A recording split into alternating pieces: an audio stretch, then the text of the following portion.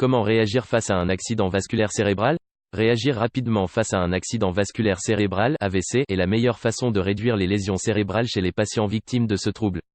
Étant donné qu'un AVC interrompt l'apport d'oxygène et de sang vers le cerveau, il est impératif de restaurer le plus rapidement possible cet approvisionnement sanguin, car ce trouble vasculaire cérébral peut être fatal. Recherchez des signes avant-coureurs et prenez les mesures nécessaires pour garder le patient en vie jusqu'à l'arrivée des services d'urgence. Apprenez-en plus sur les deux types d'AVC. Il existe en effet deux types d'AVC. Le plus commun, qui représente d'ailleurs plus de 90% des cas, est l'accident vasculaire cérébral ischémique.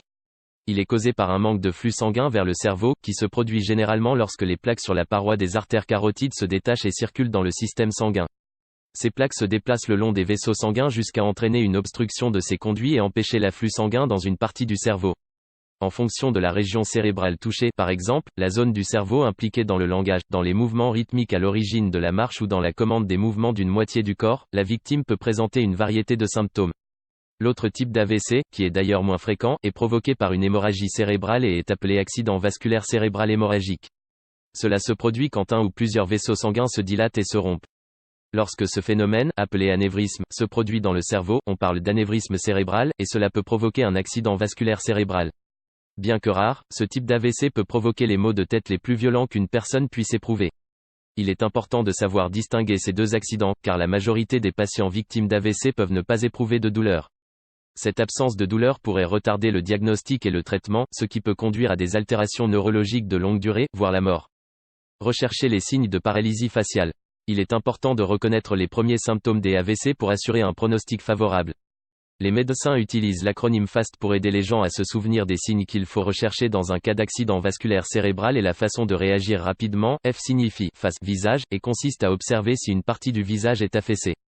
Remarquez si un côté du visage est paralysé ou suspendu. Demandez au patient de sourire. Le côté affecté par la lésion neurologique peut paraître inhabituel, vous pouvez également demander à la personne de faire lever ses sourcils. Vous remarquerez que le côté affecté par la lésion ne répondra pas à cette commande. Recherchez une faiblesse dans les bras. La lettre A de l'acronyme FAST signifie ARMS, bras, ce qui implique que vous devez observer si les bras du patient manquent de force. Demandez à la personne de lever les deux bras jusqu'à la hauteur de ses épaules. Exercez une légère pression sur ses bras et demandez-lui de repousser cette force. Il pourrait être capable de bouger ses bras même s'il a un AVC, mais le bras affecté devrait tomber quand vous y exercez la moindre pression. On reconnaît une personne présentant ce signe lorsqu'elle est incapable de lever un bras, ou lorsque son bras finit par tomber après seulement quelques secondes de résistance. Essayez de savoir si la personne a des difficultés à parler. La lettre S est synonyme de speech, parole, et consiste à surveiller si la personne a des problèmes pour articuler. Observez si elle a des troubles d'élocution, si elle balbutie ou a des difficultés à parler. Demandez-lui de répéter un mot ou dire son nom. Si elle a du mal à articuler ses phrases, on parle de dysarthrie, et ce trouble peut être un signe d'AVC. Si elle est capable de dire son nom, mais que vous êtes toujours inquiet, demandez-lui de répéter une phrase simple comme « les roses sont rouges ». Essayez de savoir si elle est en mesure de le faire et prêtez attention à chaque syllabe prononcée. Intervenez rapidement. La lettre T signifie time, temps, et a pour but de vous rappeler que vous devez agir rapidement en cas d'apparition de ces symptômes. Le facteur temps est le plus important quand il s'agit d'AVC, car plus vous attendez, plus les dommages aux organes vitaux deviennent importants. Agissez le plus rapidement possible pour assurer une meilleure prise en charge de la victime afin de réduire le risque de conséquences graves. Recherchez d'autres symptômes. Même si l'acronyme FAST est un excellent moyen pour identifier les signes d'un AVC, vous pouvez rechercher d'autres symptômes pour évaluer l'état du patient. Le patient pourrait être confus et avoir du mal à vous comprendre. Il pourrait également avoir des difficultés à voir avec un œil ou avec les deux yeux, avoir des difficultés à marcher, avoir le vertige ou une perte d'équilibre ou de coordination. Reconnaissez l'attaque ischémique transitoire, (AIT). Ce trouble, qualifié de mini-accident vasculaire cérébral, diffère de l'AVC par le fait que l'obstruction d'un vaisseau sanguin peut être due à un caillot de sang transitoire. L'obstruction du vaisseau sanguin est passagère et ne cause généralement pas de dommages permanents. Les symptômes des AIT se produisent rapidement et durent environ 1 minute.